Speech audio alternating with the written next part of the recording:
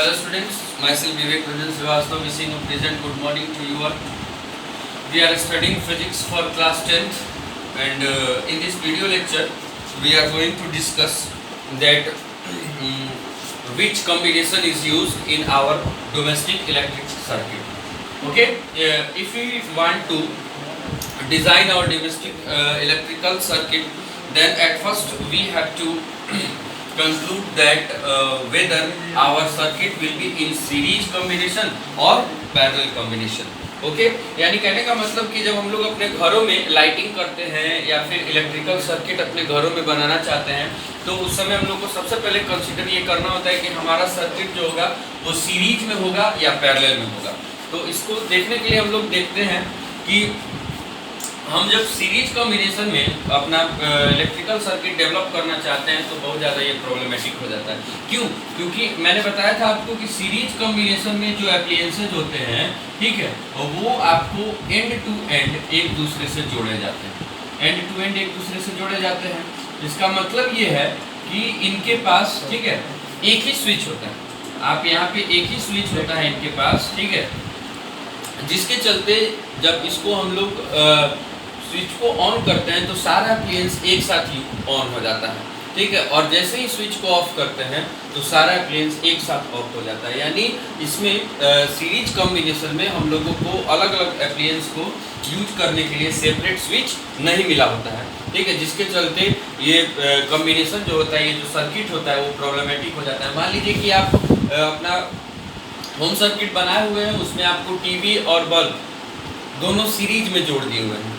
आपको मान लीजिए टीवी देखना है लेकिन बल्ब को ऑफ करके रखना है, तो आप उस सेम स्विच की मदद से दोनों को एक साथ, ठीक है, अगर आप बंद करते हैं बल्ब को तो दोनों टीवी भी बंद हो जाता है और बल्ब भी बंद हो जाता है। तो दोनों को अगर एक साथ यूज करना हो, यानी बल्ब को बंद करके टीवी यूज करना हो, तो उस समय आप सीरीज कॉम्बिनेशन में उस तरह से यूज नहीं कर सकते। लेकिन पैरेलल कॉम्बिनेशन में ऐसी बातें नहीं होती है। पैरेलल कॉम्बिनेशन में क्या होता है बाबू, इसमें आपको अलग अलग, ठीक है, अलग अलग जो एप्लायंसेज होते हैं वो अलग अलग स्विच के साथ जुड़े हुए होते हैं। इसका स्विच आप यहाँ लगा दीजिए, इसका स्विच आप यहाँ लगा दीजिए, ठीक है, तो ये दोनों एप्लायंस सेपरेटली यूज हो सकते हैं, ठीक है। इसका अलग अलग स्विच होने के चलते आप एक स्विच को बंद करके दूसरा एप्लायंस आप यूज कर सकते हैं। इसीलिए ये हमारा जो होम सर्किट होता है, ठीक है, होम इलेक्ट्रिकल सर्किट जो होता है वो हमेशा पैरेलल कॉम्बिनेशन में जोड़ा जाता है, ठीक है।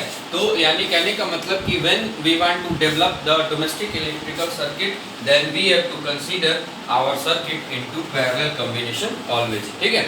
अब हम सीरीज कॉम्बिनेशन में इसको क्यों नहीं जोड़ सकते हैं, इसके कुछ डिसएडवांटेजेस होते हैं, ठीक है।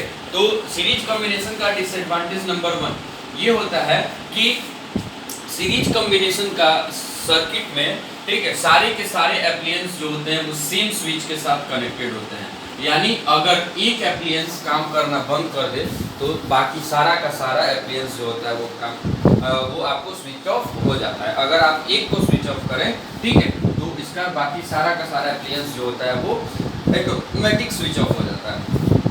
दूसरा इसका डिसएडवांटेज बाबू ये है कि सीरीज कॉम्बिनेशन में अगर एक एप्लायंस काम करना बंद कर दे ड्यू टू सम डिफेक्ट, मान लीजिए कि बहुत सारा बल्ब आपने सीरीज कॉम्बिनेशन में जोड़ा हुआ है, ठीक है, अगर एक बल्ब फ्यूज हो जाए तो बाकी सारा का सारा बल्ब जो होता है अपने आप स्विच ऑफ हो जाता है। तो उस समय, ठीक है, आपको ये पता करने में बहुत ज़्यादा प्रॉब्लम आती है कि आखिर कौन सा बल्ब स्विच ऑफ हुआ है, कौन सा बल्ब फ्यूज हुआ है। तो फ्यूज बल्ब निकालने में बहुत ज़्यादा प्रॉब्लम होता है, ठीक है, क्योंकि ये सेम स्विच से कनेक्टेड होते हैं और जब एक फ्यूज होता है तो बाकी सारा का सारा बल्ब अपने आप ऑटोमेटिकली बंद हो जाता है, ठीक है। तो दूसरा डिसएडवांटेज इसका हो गया।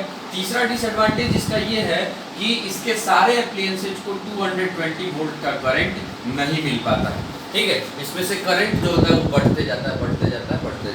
सारी बात समझ में। चौथा इसका डिसएडवांटेज होता है कि सीरीज कॉम्बिनेशन में जो सर्किट होता है, ठीक है, इसमें सेम स्विच के साथ सारे एप्लायंस को जोड़ने के क्रम में, ठीक है, रेजिस्टेंस जो होता है, रेजिस्टेंस काफ़ी हाई हो जाता है। रेजिस्टेंस जो होता है वो काफ़ी हाई हो जाता है, जिसके चलते सारे एप्लायंसेज को एक तरह का वोल्टेज नहीं मिल पाता और वो प्रॉपरली काम नहीं कर पाते हैं। तो ये सारे के सारे थे आपको डिसएडवांटेजेस ऑफ सीरीज कॉम्बिनेशन। इसी के चलते, इन सभी डिसएडवांटेजेस के चलते हम लोग सीरीज कॉम्बिनेशन में अपना होम सर्किट नहीं बनाते हैं। अब हम लोग पढ़ेंगे कि पैरेलल कॉम्बिनेशन के वो कौन कौन से फायदे हैं जिसके चलते हम लोग पैरेलल कॉम्बिनेशन को यूज करते हैं। ठीक है, तो पहला इसका फायदा बाबू ये हो जाएगा, इधर बताते हैं कि इसमें सबके लिए सेपरेट स्विच होता है,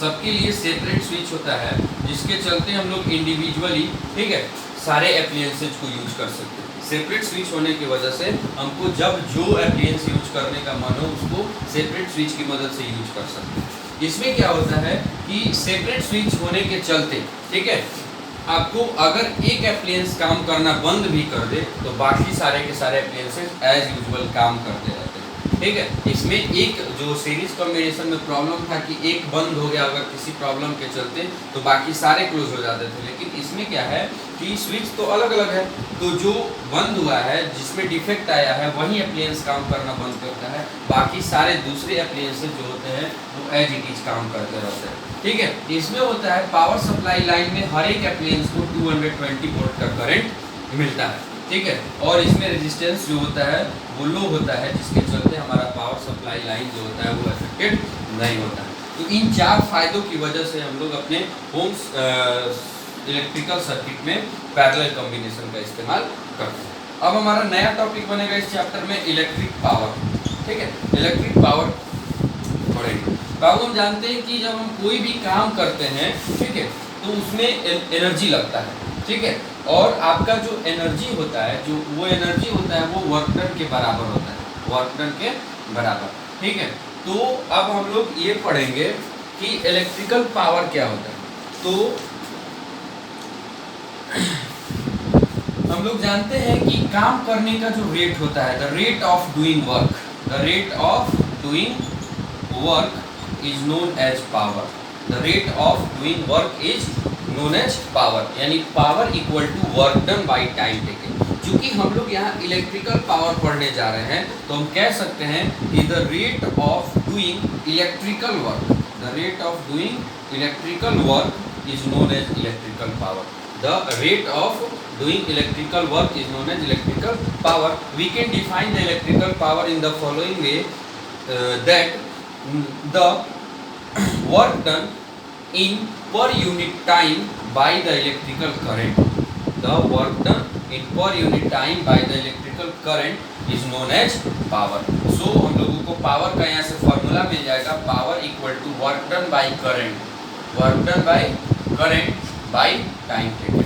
ठीक है, यानी पर यूनिट टाइम में करंट के द्वारा जितना काम किया जाता है उसको हम लोग इलेक्ट्रिकल पावर कहते हैं। P equal to W by T, where P is power, W is work done by current, work done by current, और T equal to time taken by current. यानी कहने का मतलब कि हर एक सेकंड में इलेक्ट्रिकल करंट जितना काम करता है, जितना जूल का काम करता है, उसको हम लोग क्या कहते हैं, पावर कहते हैं। अब यहाँ से पावर का जो ऐसा यूनिट मिलता है वो हमारा वाट कहलाता है, वाट। ठीक है, इलेक्ट्रिकल पावर का ऐसा यूनिट क्या होता है, वाट।